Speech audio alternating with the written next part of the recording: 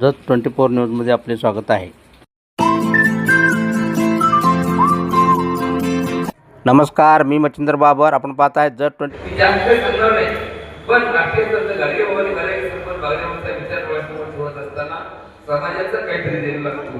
या अनुषंगाने आध्यात्मिक क्षेत्रामधून समाजासाठी आपण काम करत असताना ज्या पद्धतीनं आतापर्यंतच्या कालावधीमध्ये माझ्या प्रत्येक लढ्याला खांद्याला खांदा लावून आपण सर्व मंडळी काम करत आलात, माझ्या सोबत आलात, त्याबद्दल मी तुम्हा सर्वांचं मनात आभार व्यक्त करतो. आणि या ठिकाणी मोठे मंडळ आहे, जत आहे, उमदी आहे, त्यानंतर माळीगाळ आहे, संक आहे, दरीवडची आहे, त्यानंतर मला वाटतंय अजून मला डबलापूर आहे, येळवी आहे. या प्रत्येक भागातून आलेल्या सर्व पत्रकार बांधवांना एका ठिकाणी देतो आणि सर्वांचं मनात आभार व्यक्त करतो की आपल्याला येणाऱ्या काळामध्ये संघटित होणं गरजेचं आहे. संघर्ष करत असताना चुका अनेक होत असतात, पण त्या सगळ्या चुका पोटामध्ये भरून बाहेरला मासा झोप घेतो, पैसा जाऊन त्यांच्या वंशात जमा कळेल. आपल्याकडे जी लेखणी आहे ती खूप सुंदर लेखणी आहे. आपण आपल्याकडे जर पाहून बघितलं तर 100% चांगल्या पद्धतीचे आपल्याला विचार दिसू शकतात. एक माणूस होता, रेल्वेतून प्रवास करत होता, तो हिराचा व्यापारी होता, खूप मोठा व्यापारी होता. आणि व्यापारी असताना तो विकण्यासाठी घरे घेण्यासाठी ह्या गावातून त्या गावात, त्या गावातून त्या गावात जात असताना एकदा रेल्वेतून प्रवास करत असताना त्याच्या पाठीमागे चोर लागला. आणि चोर लागल्यानंतर त्या चोराने त्या हिऱ्यामध्ये व्यापाऱ्याचा हिरा चोरायचा हे मनामध्ये ठरवलं, निश्चय परफेक्ट मनामध्ये केला. रात्र झाली, रेल्वेमध्ये तो दोघं चोर आणि हिऱ्याचा व्यापारी त्या ठिकाणी बसला. पुढच्या बाकावरती हिऱ्याचा व्यापारी त्यासमोर चोर बसला आणि दोघं बसल्यानंतर हा व्यापारी झोपणार, लगेच आपण हिरा चोरायचा हे मनामध्ये निर्धार केला.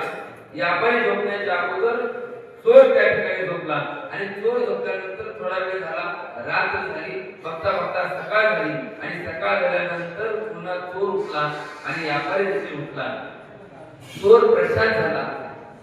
त्या व्यापाऱ्याला म्हणला, दादा मी रात्रभर तुझ्यापाशी होतो, मी तुझ्या सोबत आहे, तू मला सांग तू हिरा कुठं ठेवलास?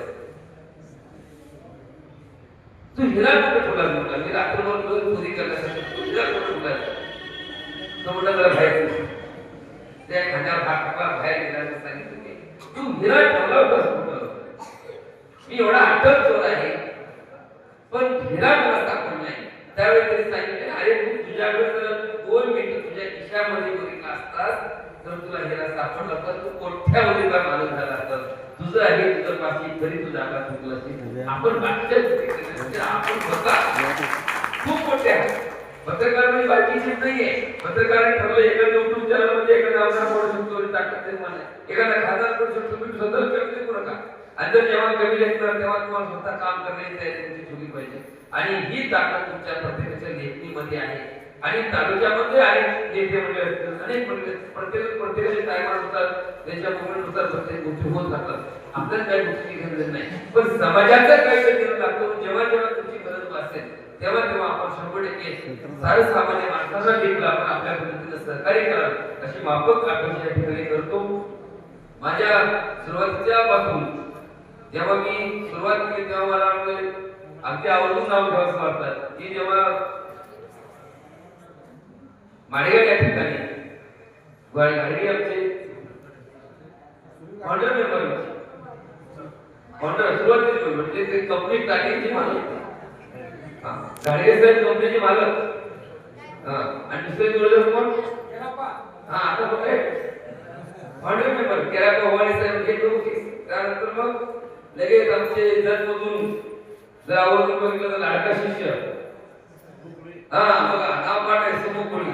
आणि सगळ्यात जास्त जवळ तुझं TV1 मराठी हे नशिबाला माझे काय बोललेली माणसं हे सगळे मंडळी सातत्यपूर्वक यांचं प्रेम जिव्हाळा बसती आणि यांच्या सगळ्यांच्या सल्ल्यावरती यामध्ये सगळ्या सत्य झाल्यानंतर आपल्यावरती एवढं प्रेम निर्माण झालं की त्याचं कधीतरी आणि माझ्या प्रत्येक सुखदुःखामध्ये असेल किंवा तुमच्या प्रत्येक सुखदुःखामध्ये ही संघटना सातत्यपूर्वक येणाऱ्या काळामध्ये राहील. आपण मूल्यवान आहात, आपण खूप मोठी व्यक्ती आहात. आपल्या सर्वांचं कौतुक करावं तितकं थोडा मी तुम्हाला साथ दाखवून म्हणतो, पण माझा लढा अजून थांबलेला नाही.